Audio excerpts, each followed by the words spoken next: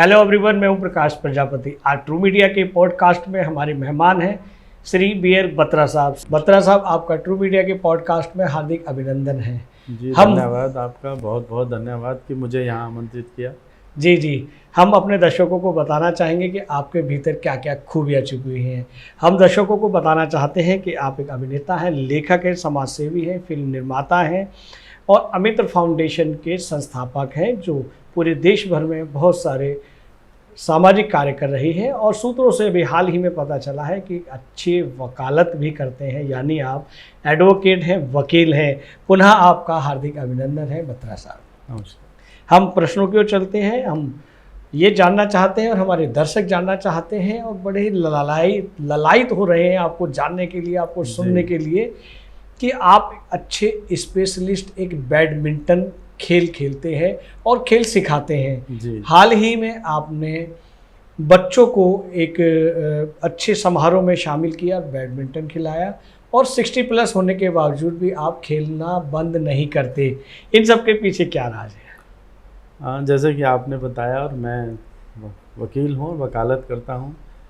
तो कई बार जब हम बात किया करते थे आपस में भी, सहपाठी भी और खेलने वाले खिलाड़ी भी, तो मेरी एक बात ये उनको बड़ी अच्छी लगती थी और बड़ा उन्होंने अचंभा भी किया कि आप ऐसे कैसे कह सकते हैं जी। वो ये कि मैं कहता था, अगर जान तो जानी है, जाए तो दो ही कोर्ट में जाए, या तो बैडमिंटन कोर्ट में जाए या फिर वकालत की कोर्ट में जाए। क्या बात है, क्या तो बात। ऐसी एक सोच, और जहाँ तक बच्चों के साथ है, वो मेरा एक ऐसा रिश्ता कह लो या एक मानसिक संबंध ऐसा कह लो कि जहाँ भी बच्चे स्कूल की ड्रेस पहने दिखते हैं, ख़ास तौर से सरकारी स्कूलों की ड्रेस पहने जब दिखते हैं, तो मुझे लगता है मेरे ही किसी स्कूल के बच्चे हैं, चाहे वो यहाँ हो या कहीं भी हो, उत्तर प्रदेश में, मध्य प्रदेश में, महाराष्ट्र में, कहीं भी जहाँ जहाँ हम लोगों की पहुँच है, या जहाँ जहाँ हम लोग कुछ जो भी कर सकते हैं वो कर रहे हैं, तो लगता है सब हमारे स्कूल के बच्चे हैं। और मैं क्या कर सकता हूँ इनके लिए, बस इसी में सोच जो है अपने को विकसित करती है, उधेड़ उनमें लगे रहते हैं। बिल्कुल। हम जानना चाहेंगे कि आपकी फिल्म, लेखन, समाज सेवा, वकालत और खेल की प्रेरणा आपको कहाँ से, कैसे मिली? बस एक धुन थी कि कुछ करना है समाज के लिए। जब हम अपने लिए सक्षम हो गए, हालांकि ये मेरा बहुत पहले से भी चलता आ रहा था, जब मैं वकालत मैंने शुरू की थी जी, तब भी मैं कुछ ऐसे काम किया करता था कि जो और लोग नहीं कर पाते थे जी, लेकिन मेरी सोच रहती थी कि मुझे ऐसा करना है कि मैं क्या कर सकता हूँ। उस समय छोटा करते थे, आज थोड़ा बड़ा करने की कोशिश कर रहे हैं कि आज हम सक्षम हैं तो समाज के लिए कुछ अच्छा कर सकें। जी। आपने अमित फाउंडेशन को स्थापित किया, उसके आप संस्थापक हैं। इसे खोलने की आवश्यकता क्यों पड़ी और इसके पीछे खोलने के आपके क्या कारण हैं और सामाजिक कार्य क्या क्या करते हैं? कारण तो बहुत ज़्यादा तो मैं यूँ नहीं कहता, क्योंकि मैंने कभी ये सोचा नहीं कि मुझे एक संस्था बनाकर ही समाज की सेवा करनी है या बच्चों की सेवा करनी है। मुझे तो ये लगता था मैं क्या कर सकता हूँ। लेकिन जैसे आगे बढ़े तो कुछ लोग प्रश्न करते थे, अच्छा आपका एनजीओ है? तो हम कहते नहीं, अमित्र फाउंडेशन है। हम एनजीओ क्या है, जैसे ही एनजीओ वर्ड आता है, सामने वाले के दिमाग में ये रहता है इन्हें सरकारी मदद मिलती है जी, इन्हें पैसा मिलता है और ये कुछ रख लेते हैं और कुछ बांटते हैं, ज़्यादा रख लेते हैं और कुछ बांटते हैं। लेकिन आप भी जानते हैं अच्छी तरह से, और मुझे लगता है जब व्यवहारिक रूप से सामने आता है, हमें कुछ नहीं मिलता। जो होता है, अपने सहयोगी हमारे आसपास, हमारे मित्र हैं, हमारे क्लाइंट्स हैं, और ज़रा सा मैं इशारा कर दूं तो कहते हैं अच्छा बताओ बत्रा जी क्या करना है। तो मेरे काम, मुझे लगता है उन बच्चों की दुआओं से इतनी जल्दी हो जाते हैं कि मुझे अभी तक फिनांस की ज़रूरत नहीं पड़ी। वाह, और मैं अपने काम अपनी गति से कर रहा हूँ। जी। बत्रा साहब, आपकी संस्था बहुत अच्छी है, फेमस है, बहुत ही सामाजिक कार्य कर रही है जी।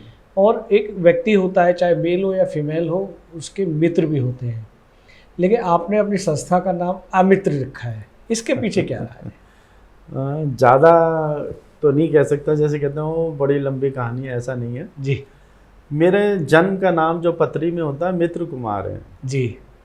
तो समय बीता, घटनाएं हुई, अपनी रेखाओं को देखा, अपनी मेहनत को देखा, तो लगा मित्रता जैसी तो कुछ नहीं है। तो हमने क्यों ना इसे अमित्र कर दिया जाए। क्या बात है। तभी से हमने अपने आप को अमित्र घोषित करते हुए सबके मित्र बनने की कोशिश की है।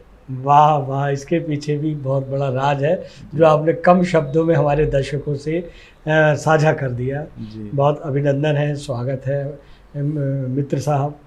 अब ये कहें कि अमित्र फाउंडेशन के संस्थापक कहें या हम अपने आप पर अपना मित्र कहें, ये बड़ा ही दुर्लभ है। लेकिन हम आगे बढ़ते हैं प्रश्नों की ओर। जैसा कि आप शॉर्ट मूवी बनाते हैं, शॉर्ट फिल्में बनाते हैं और सकारात्मक सोच के लिए बनाते हैं, सामाजिक चेतना के लिए बनाते हैं। इन फिल्मों को निर्माण करने के लिए आपको किन किन चुनौतियों का सामना करना पड़ता है? सबसे पहले तो हमें विषय का ये ध्यान रखना पड़ता है कि क्योंकि मैं समाज से जुड़ा व्यक्ति हूँ जी, मुझे कमर्शियल या उस तरह की फिल्में नहीं बनानी हैं जिससे फैमिली में बैठकर कोई उसे ना देख सके। जी। सबसे पहला तो ये मुझे रहता है। विषय क्योंकि मैं खुद लिखता हूँ तो विषय मेरे पास अपने रहते हैं, लेकिन सामाजिक, जैसे मैंने एक फिल्म बनाई पगली, उसमें मैंने विषय लिया। और मैं आपको बताऊं, जैसे हमारे बड़े वरिष्ठ साहित्यकार कहते हैं ना कि मैंने लिखा नहीं, मुझसे लिखवाया गया, तो ये मैंने शायद पगली लिखते समय महसूस किया कि मुझसे लिखवाया जा रहा है। वाह। मैंने नॉन स्टॉप वो कहानी लिखी, एंड जब वो लिख रहा था एंड मैं कुछ और करना चाहता था लेकिन हो गया कुछ, तो वो इतना बेहतर हुआ। हमारे डायरेक्टर साहब ने उसको एक नया मोड़ भी दिया। तो पगली को दादा साहब फाल्के फिल्म फेस्टिवल से भी बेस्ट फिल्म का अवार्ड मिला उसको 2021 में। जी जी जी। और उसमें चाइल्ड मोलेस्टेशन, बच्चों के साथ जो दुर्व्यवहार होते हैं, प्लस एसिड अटैक, इस विषय को लेकर मैंने वो बनाई। 5 मिनट 17 सेकंड की फिल्म है। आप उसे देखेंगे तो आप रोक नहीं पाएंगे अपने आप को कि मैं कुछ इधर उधर देख लूं। ऐसी फिल्म है, कंटिन्यू एकदम, आप नज़र उससे हटा नहीं सकते। एक और फिल्म अभी हमने बनाई है बूट पॉलिश, जिसमें हमने सरकारी स्कूल के 2 बच्चे लिए हैं, 5th क्लास का, एक 3rd क्लास की, अंजलि है उसका नाम। उनको लेकर ट्रेंड किया थोड़ा सा उन्हें, और फिर उनके ऊपर कि वो पढ़ना भी चाहता है बच्चा, लेकिन उसके घर की मजबूरी ऐसी है कि वो काम करने बिना नहीं रह सकता, तो वो बूट पॉलिश करता है, उससे अपना जीवन चलाने की, अपना परिवार चलाने की कोशिश करता है, और वो बूट पॉलिश उसके लिए ज़रूरी हो जाता है। उसको विषय को लेकर हमने ये फिल्म बनाई है। एक फिल्म हमने कमर्शियल बनाई है रॉन्ग लीला के नाम से। हालांकि उसमें हमें दिक्कत आई, जो चुनौतियों की आप बात कर रहे हैं वो आई हमें। एक फिल्म फेस्टिवल लगा 2021 में मुंबई में जी, या फिल्म बाजार कह लें उसको। और तो उसमें हम गए तो हमें कहा इसमें 2 सीन ऐसे डाल दो, कुछ इसमें एब्यूजिंग कर दो। तो डायरेक्टर कहने लगे सर कर देते हैं, क्या हुआ। मैंने कहा नहीं यार, हमारा जो ज़मीर अंदर जो मन एक बैठा है वो अलाउ नहीं कर रहा कि हम पैसे कमाने के लिए ये कर दें। तो आप ये समझ लो हमारे पैसे बड़ी मुश्किल से उससे पूरे हुए, और रॉन्ग लीला आज जियो सिनेमा और शमेरू में पर है। वाह वाह वाह, बहुत शुभकामनाएं आपको। जी हम बत्रा साहब जानना चाहेंगे कि लेखन के प्रति जो आपका दृष्टिकोण है, लेखन चाहे वो साहित्य का हो या फिल्म के स्क्रिप्ट का हो, इन सब के लिए आपको ये प्रेरणा जो मिलती है लेखन की, वो किसी घटना के आधार पर मिलती है या आपके सामने वो दृश्य कहीं देखा हुआ होता है, या किस तरह से उस स्क्रिप्ट को या कहानियों को आप प्रेरणा लेते हैं? वो मिक्स सा हो जाता है। कभी कभी तो घटना जैसे सामने घट रही है उससे विषय मिल जाता है। कभी मैं कुछ मनन कर रहा हूँ, कुछ चिंता कर रहा हूँ, कुछ सोच रहा हूँ क्या करना चाहिए, तो एकदम से आ जाता है। जैसे एक छोटी सी घटना है, अभी मैं बताऊँ, अभी मैं CBI कोर्ट लखनऊ में था, 6 जून को मेरी डेट थी। तो 13 नंबर मेरे केस का था, 11 नंबर का एक केस चल रहा था। उसमें CBI और उनके आपस में जो प्रश्न और उनके उत्तर थे, उससे मुझे ऐसा विषय मिला कि मैं 1 मिनट के लिए बाहर वॉशरूम की साइड गया, तुरंत मैंने उसका एक मुखड़ा गीत का रिकॉर्ड किया। वाह। और उसे करके आ गया। तो मेरे जो साथ में हमारे, क्योंकि एसोसिएट एडवोकेट भी वहाँ करने पड़ते हैं, तो उन्होंने कहा सर कहाँ चले गए थे। मैंने कहा नहीं, मैं 1 मिनट वॉशरूम गया था और आया, और मैंने वो मुखड़ा रखा। उसके बाद वो गीत बहुत अच्छा लगा, मैंने कई मंचों पर रखा उसे, तो ऐसे बन गया। और कई बार क्या होता है, हम कुछ सोच रहे हैं, उस सोच में 1, 2, 3 ना जाने कितने विषय निकल आते हैं, और तुरंत उसको कहीं ना कहीं मुझे मेंशन करना पड़ता है, तब मैं उसे सभी के समक्ष ला सकता हूँ। क्या बात है। वकालत का अनुभव भी आपका काफ़ी लंबा है। जी। वकालत के दौरान भी कभी कोई ऐसी घटना से प्रेरित हुए जिसके ऊपर आपने कोई स्क्रिप्ट लिखी या साहित्य लेखन किया? अगर हाँ। है तो किस तरह का था? पूरी तरह नहीं कहेंगे, बताएं आप, जी। क्योंकि वो व्यक्तिगत होता है, प्राइवेसी जी, होती है, बिल्कुल। लेकिन कुछ इशारों में हमारे दर्शकों को। होता क्या है कि मेरा जो वकालत है वो क्रिमिनल साइड की ना होकर जी इंडस्ट्री और टैक्स की और लाइसेंसिंग की है। जी उसमें विषय इस तरह से तो नहीं मिलते, लेकिन जैसे मिला मैंने आपको बताया, अभी एक घटना हुई तो मुझे मिला और तुरंत मैंने किया।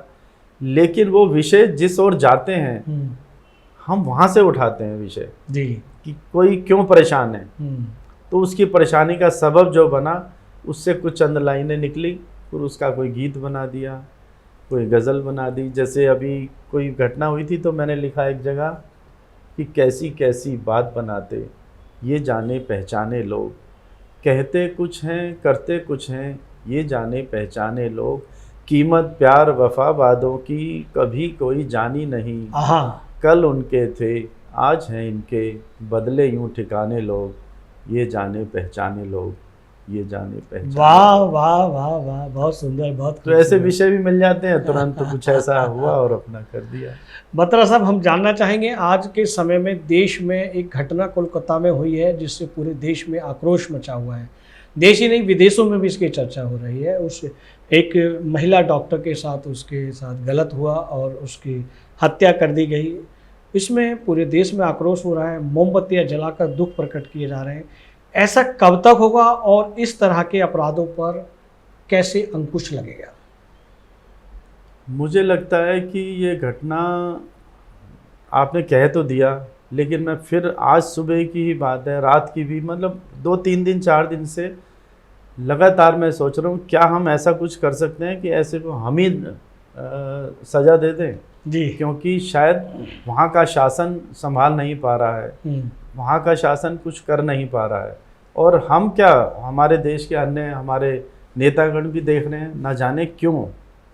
एक प्रश्न मेरे खुद भी दिमाग में आता है कि ना जाने क्यों वेस्ट बंगाल को छोड़ रखा, क्या कोई डर है या कोई उसके पीछे ये लगता है कि ऐसा ना हो जाए वैसा ना हो जाए। अरे आपको शासन करना है, अपनी जनता को सुरक्षित करना है। एक डॉक्टर ना जाने उसने अपने जीवन में कितने जीवन बचाए होंगे, वो अपने जीवन के लिए संघर्ष किया उसने। ऐसा सोच के भी ऐसा लगता है लानत है हम जैसे लोगों पर, जो हम समाज की ठेकेदारी लेके घूम रहे हैं या कह रहे हैं हम ये कर रहे हैं हम वो कर रहे हैं। हम क्या कर रहे हैं? हम कुछ भी नहीं कर रहे हैं। हम ऐसे व्यक्ति को सजा नहीं दे सकते जी।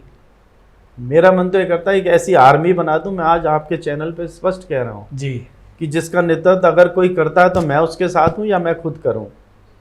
जो ऐसे लोगों का अगर सरकार, अगर योगी शासन वहाँ होता तो मुझे लगता है ये घटना अब तक इसका परिणाम भी निकल चुका होता। ये कहने में भी मुझे कोई गुरेज नहीं है, क्योंकि वास्तव में शासन ऐसा चाहिए जो सज़ा, इतने लंबे सारे प्रोसेस हमारे जब तक पूरे होंगे ये भी ठीक है, ये कानून का शासन है, लेकिन वहाँ बैठे हुए सत्ता में चूर जो हमारे नेता हैं वहाँ बैठे हुए, क्या उन्हें दिखाई नहीं दे रहा? विपक्षियों को दिखाई नहीं दे रहा? एक व्यक्ति नहीं बोल रहा, एक विपक्षी नेता नहीं बोल रहा। क्यों? कि उनका स्वार्थ है केवल इसीलिए तो। और अपने स्वार्थ में जब तक ये जीते रहेंगे, जनता ऐसे ही मरती रहेगी, डॉक्टर भी ऐसे मरेंगे, वकील भी हम जैसे ऐसे ही, कहीं ना कहीं कुछ ना कुछ होगा। तो ये होता रहेगा। इसे रोकना आपके और हमारे सबके लिए ज़रूरी है। बिल्कुल। बत्रा साहब, ऐसे इस तरह के जो जिन्न होते हैं ना, वो साल 2 साल में देश में, दिल्ली एनसीआर में ऐसे निकलते रहते हैं, उठते रहते हैं। बिल्कुल। इन पर परमानेंट लीगली रूप से अंकुश लगाना जरूरी है। इसके लिए क्या करना चाहिए सरकार को? कैसे कैसे सुझाव आप दे सकते हैं? देखिए, स्पेशल कोर्ट बनी हुई है जी, त्वरित कोर्ट बनी हुई है तुरंत न्याय देने के लिए। उनमें भी जो समय लगता है, मैं कहता हूँ उसको भी गंवाना जरूरी नहीं है, क्योंकि उसके प्रोसेस माननीय जज साहब हमारे कुछ भी कर सकते हैं जी। ना दें, कोई डेट नहीं देने की ज़रूरत है, कोई लंबा प्रोसेस करने की ज़रूरत नहीं है। एक रिपोर्ट्स आ गई आपके पास, पीएम रिपोर्ट है, आपका बिसरा रिपोर्ट है, आपके पास सारी रिपोर्ट्स हैं, एक्यूज सामने है, वकील साहब सामने हैं, तो जजमेंट में देर क्यों?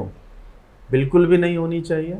ठीक है, और मुकदमे भी हैं, लेकिन जिस मुकदमे की जितनी संवेदनशीलता है उसको उसी प्रकार से उसका जजमेंट आना चाहिए। ये मेरी मांग भी है और ये मेरी सोच भी है। क्या कहीं ऐसा लगता है कि सरकार की ढीलम ढाल रवैया इस विषय पर, इस हाँ बिल्कुल, आक्रोशित कांड मुझे पर इस चल रहा विषय है? पे केंद्र सरकार पे भी ढीलापन लग रहा है। जी केंद्र सरकार को जो निर्णय ले लेना चाहिए, ना जाने क्यों, फिर मेरा वही प्रश्न है, ना जाने क्यों, क्योंकि क्या डर क्या है, क्यों डरते हैं आप?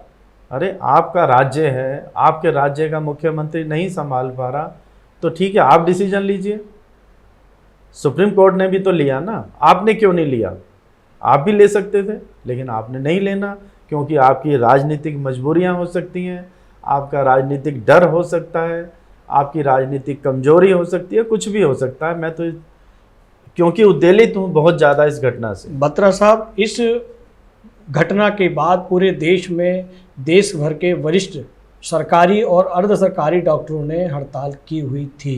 जी अभी भी वो हड़ताल पूर्ण रूप से ख़त्म नहीं हुई है। इसकी वजह से हजारों, कई हजार पेशेंट और तीमारदार इतने परेशान हुए कि उन्हें बिल्कुल, इलाज नहीं मिल बिल्कुल। पाया। कुछ की तो मृत्यु भी हो गई है जिनके मेरे पास सबूत जी, नहीं है। बिल्कुल बिल्कुल। और ये घटनाएं उससे ज़्यादा और घटना घटित हो रही हैं। एक मृत्यु हुई है, वो बड़ी दर्दनाक है डॉक्टर की। उसकी आड़ में इस विषय को लेकर देश के डॉक्टरों ने हड़ताल की हुई है और सारे अस्पताल परिसरों को बंद किया हुआ है, काम बंद किया हुआ है। और दूसरे जो मरीज हैं, जो लाखों की तादाद में, वो परेशान हो रहे हैं, वो अपनी जीवन लीला से लड़ रहे हैं। अगर एक व्यक्ति को तुरंत उसको न्याय मिल जाता है तो शायद इन हजारों लाखों देश के जो तीमारदार या बीमार लोग हैं उनको भी न्याय मिलता है। ये बात ठीक है डॉक्टर्स को, लेकिन अगर उन डॉक्टर्स की आवाज़ नहीं सुनी जा रही, शायद उन्होंने हड़ताल का ये तरीका अपनाया जी जी, जो कुछ हद तक कामयाब भी रहा।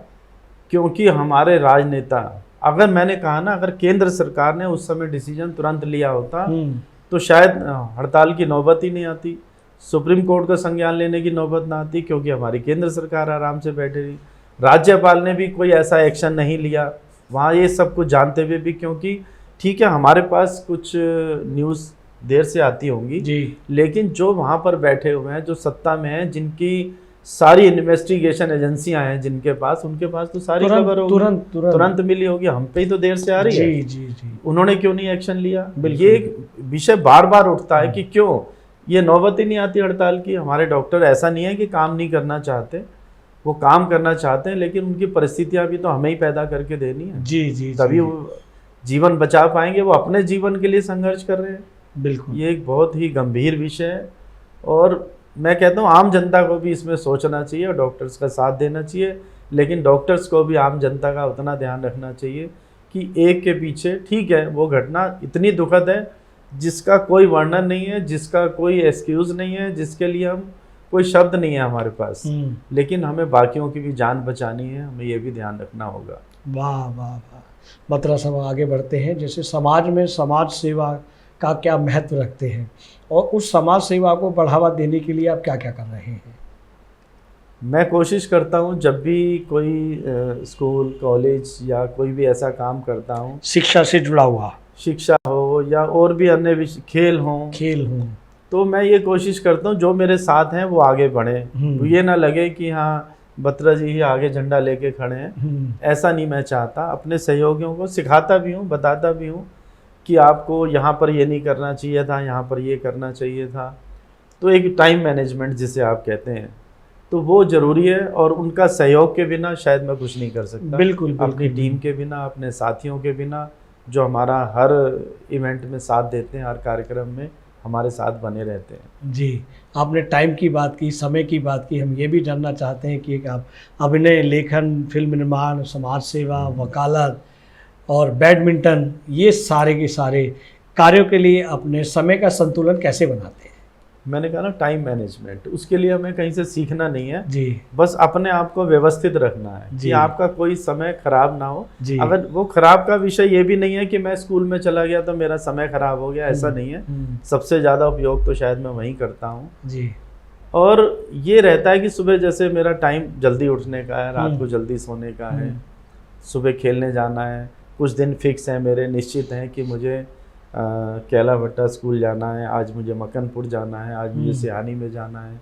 उसके अलावा जो और स्कूल्स हैं उनका भी एक टाइम है मेरे पास कि 2 घंटे मेरे लगभग रोज के स्कूल और बच्चों के नाम रहते ही रहते बहुत हैं। अच्छे, वकालत फिर चलती रहती वाह है। वाह वाह। अपने साथ 4-5 वकील हमारे साथ हैं, 3 मेरे जूनियर हैं, बेटा है वो भी एडवोकेट है, मैं क्या भी बात हूँ। है, क्या तो बात सब मिलके हम संभाल लेते हैं और बाकी सब बच्चों की दुआएं काम करती हैं कि मेरे सारे काम इजीली हो जाते हैं। वाह वाह वाह। ये कहे कि बच्चों की दुआएं आपके साथ है, बुजुर्गों की दुआएं आपके साथ है। बत्रा साहब, हम जानना चाहेंगे कि भविष्य में बैडमिंटन हो या वकालत हो या फिल्म निर्माण हो, इन क्षेत्र में आपके भविष्य के क्या क्या नए प्रोजेक्ट चल रहे हैं और उन प्रोजेक्टों का विषय क्या है? सबसे पहले खेल के विषय में आना चाहूँगा कि मैं चाहता हूँ कि जो बच्चे हमारे साथ आज खेल रहे हैं, जी जिला स्तर पर मैंने अभी लास्ट ईयर कोशिश की थी, कुछ बच्चे हमारे गए। जी अभी हमने रामाज्ञा स्कूल नोएडा में national championship karate judo karate की कराई है, जी। तो उसमें भी हमारे स्कूल के बच्चे, सरकारी स्कूलों के बच्चे गए। हम्म। तो ऐसे ही मैं चाहता हूँ कि कुछ ऐसा मेरा, और आपको बता दूँ आज आपने बात की है, तो एक शूटिंग रेंज का मेरा बड़ा मन है बहुत जी, लंबे समय से। जी जी जी। उसके लिए मैं सब सूचनाएं और सब चीज़ें इकट्ठी कर रहा हूँ वाह। कि किसी भी स्कूल में, किसी भी कॉलेज में मैं शूटिंग रेंज बनाऊं जिसमें फ्री ऑफ कॉस्ट आज भी जितने भी मैं खेल खिला रहा हूं, जितने भी खेलों में मैं सहयोग कर रहा हूं, उनमें किसी छात्र छात्रा से कोई फीस नहीं ली जाती, चाहे वो इवेंट की हो या मेरी अपनी हो। एसेसरीज आप मेरे देखेंगे कि अब वो पता नहीं अच्छा लगेगा कहना या नहीं, कि सब कुछ मेरे पास रहता है। बस मुझे ये देखना होता है कि आज मैं कहाँ जा रहा हूँ और वहाँ पर क्या आवश्यकता है, वो लेके जाना होता है। बच्चों के खेल के सामान हो, बच्चों का कुछ भी हो, वो हम कोशिश करते हैं अपनी तरफ से कुछ अच्छा करने की, कुछ उन्हें खुशियाँ देने की, क्योंकि उनकी जो मुस्कुराहट जितना बल देती है ना, वो सब कुछ उसमें सिमट कर रह जाता है। और फिर हम कोशिश करते हैं, कल हम फिर आ रहे हैं आपके पास। वाह वाह वाह वाह। आपके पास, आपके साथ और आपके पास हजारों युवा और युवतियाँ, ये कहें छात्र छात्राएं आपके साथ जुड़े हुए हैं जी।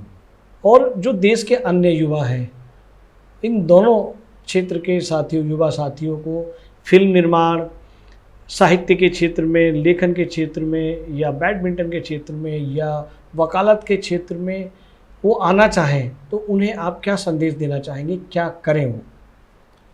मैं जहाँ भी जा रहा हूँ इस समय आपको बता दूँ, मैं ये भी कोशिश करता हूँ बच्चे कुछ लिखे।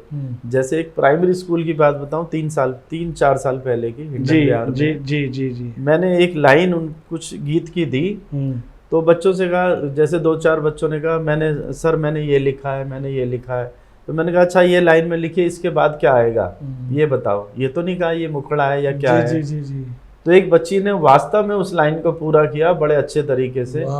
तो मुझे लगा कि इनमें संभावनाएं हैं, अधिक है, तो हम इन्हें मौका दें। तो अक्सर हम क्या करते हैं, सरकारी स्कूलों में भी, कॉलेजेस में भी अपने साथी जो साहित्यकार हैं उन्हें ले जाते हैं, उनसे वर्कशॉप कराते हैं।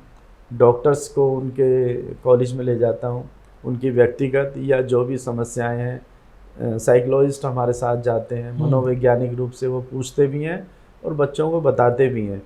तो वो सब भी हम कोशिश करते हैं उन्हें। ये जहाँ तक आपने फिल्म की बात की, तो हमारे कुछ भजन मेरे चैनल पे हैं, जहाँ हमने कॉलेज की बच्चियों को एक कोरियोग्राफर भेजकर ट्रेंड कराया। वाह। 8 से 10 सिटिंग उनको दी जी। उसके बाद फिल्मांकन किया, 2-3 गीत आ गए, अब तो 3-4 और भी आ गए। वाह। तो छम छम नाचू करके एक गीत है, भजन है जी जी जी, भगवान श्री कृष्ण जी का, उसमें उन सभी बच्चियों ने काम किया है। वाह। और आप ये देखें कि उस दिन इतनी बारिश थी कि हम बाहर निकलने का हमारा मन नहीं था, लेकिन थिएटर में बच्चे बैठे हुए कहने लगे सर चलते हैं, देखी जाएगी।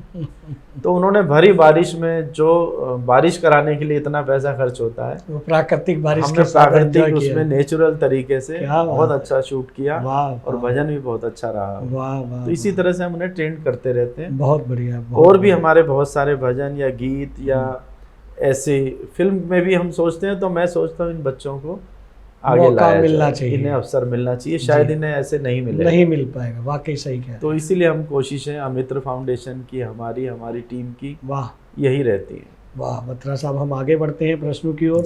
हम जानना चाहते हैं कि आज से 3 दशक पहले, क्षमा चाहूँगा, बत्रा साहब, हम जानना चाहते हैं कि पहले 3 दशक पहले जो हमारे भारतीय हिंदी सिनेमा की फिल्में आती थी जी वो हमें हमारे परिवार को और हमारे समाज को कुछ संदेश दिया करती थी, कुछ सकारात्मक संदेश दिया करती थी कि आप ऐसा करेंगे तो ऐसा होगा, सकारात्मक करेंगे तो ऐसा होगा।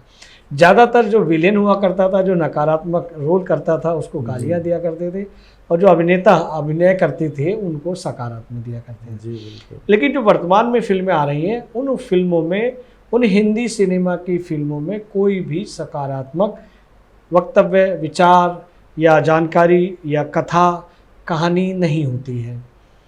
क्या वजह है कि उन फिल्मों में और इन फिल्मों में बहुत परिवर्तन हुआ है, लेखन में भी, दृष्टिकोण में भी और निर्माण में भी? हाँ, निश्चित रूप से परिवर्तन तो इतना हुआ है कि सब कुछ व्यावसायिक हो गया है, कमर्शियल हो गया है। हर आदमी, समाज, पहले कहा जाता था कि जो फिल्में हैं समाज का आईना है। जी। आईना तो आज भी है, लेकिन वो इतना विकृत कर दिया गया है कि उसे हम दिखाकर दर्शकों को, यूथ को, हम उन्हें भटका रहे हैं। हम कोई अच्छी राह नहीं दिखा पा रहे। अच्छी राह दिखाने के लिए 1-2 फिल्में मुश्किल से आएंगी या 1-2 वेब सीरीज। अब वेब सीरीज भी ऐसी हो गई हैं कि इतनी भयानक हैं कि हम तो देखना तो खैर क्या, अश्लीलता और बहुत ज़्यादा हिंसा, क्राइम, हिंसा को तो ऐसा दिखाया जा रहा है कि जैसे कोई राइट है, हमारा अधिकार है, अगर हम जवान है तो हम हिंसा कर सकते हैं। जैसे श्री राम जो है जंगल में भ्रमण कर रहे हैं, हाँ, एकदम से सामान्य सीन है, हिंसक दिखा दिया। वो किसी उद्देश्य के लिए गए थे, एक भलाई के एक उद्देश्य जो पहले से निश्चित था। श्री राम से जोड़ते हैं, जबकि वो क्या कह सकते हैं, हम ये भी नहीं कह सकते कि वो उस लायक हैं कि जुड़ जाएं उनसे। उनके पात्र से जुड़ जाएं, उनकी सोच से जुड़ जाएं, उनके सिद्धांत से जुड़ जाएं, मतलब ही नहीं है। लेकिन हर आदमी अपने लिए वो अच्छी सेफ जगह तलाशता है और उस सेफ्टी के लिए अपनी या अपने आप को पोज करने के लिए, प्रदर्शित करने के लिए कुछ भी हरकतें करता है। आजकल तो उल्टी हरकत करना भी अपने आप को एक दिखाने वाली सकारात्मक दिखाने की बात हो गई, जबकि वास्तव में ऐसा हो नहीं पा रहा जो होना चाहिए। हमारी फिल्में जो समाज को एक दिशा दे सकती है, जिसके पास इतना मसाला है, हमारे समाज के अंदर वास्तव में भी बहुत कुछ है। हमारे जो सिद्धांत हैं, संस्कृति है, हमारे हर प्रदेश की संस्कृति अपने आप में रिच है, लेकिन हम उसको ना दिखा के उसका दुरुपयोग करते हुए, यूँ सीधा अगर कहूँ तो हम वो फिल्मांकन करते हैं सामने वाले को भटकाते हुए कि भाई यही अच्छा है, जबकि वो अच्छा नहीं है, ना समाज के लिए, ना देश के लिए, ना व्यक्तिगत उनके लिए, और ना ही उनके परिवार के लिए। तो ये सब चीज़ें जो हमारी फिल्मों में आ रही है, मुझे तो नहीं भाती है। और मुझे, आपने देखा होगा, जो मेरी अब तक फिल्में जो भी आई हैं सामाजिक विषयों को लेकर, बिल्कुल कोई नग्नता नहीं है, कोई हिंसा नहीं है। अपनी बात जो कहनी है मनोरंजन के साथ सामने वाले को बांधते हुए कहनी है। अब जैसे कहते हैं, तेज मसाला खाते खाते खिचड़ी को कौन पसंद करेगा, ये भी एक बात हो जाती है। तो सबको तेज मसाला खाने की आदत हो गई और तेज ही देखना चाहते हैं। तेजी में हिंसा भी है और सेक्स भी है और गैर सामाजिक इतने काम दिखाए जाते हैं कि आदमी कोई एक छोटा काम करके सोचता है, अरे उसमें भी तो था, तो हमारा यूथ भटकता है। तो वो भी जिम्मेदार अगर निर्माता कोई होगा तो नहीं करेगा, लेकिन निर्माताओं को केवल और केवल सामने टंगे नोट, मुद्रा, पैसा ही दिखता है, ये दिखता है और कुछ नहीं दिखता। वाह वाह वाह वाह। इसीलिए हमारा समाज जो है बहुत ज़्यादा भटक रहा है, जिसको एक दिशा देने की ज़रूरत है, आवश्यकता है। आप ट्रू मीडिया से हैं, आपका चैनल भी बहुत अच्छे काम कर रहा है। हम और आप मिलकर और ऐसे लोग मिलकर कोशिश कर भी रहे हैं और करेंगे भी, पीछे तो नहीं हटने वाले। बिल्कुल साहब। अपनी जिम्मेदारी तो कम से कम निभा के जाएंगे कि हमने समाज के प्रति जो हमारा दायित्व था उसको हमने पूरा किया। बहुत अच्छे बत्रा साहब, आपने ट्रू मीडिया पॉडकास्ट के लिए अपना बेशकीमती समय दिया, उसके लिए बहुत बहुत धन्यवाद। जी नमस्कार, थैंक यू। ये वीडियो YouTube पर देख रहे हैं तो हमारे चैनल को सब्सक्राइब करें और बेल आइकन को दबाना ना भूलें। अगर आप Facebook पर ये वीडियो देख रहे हैं तो हमारे पेज को लाइक करें।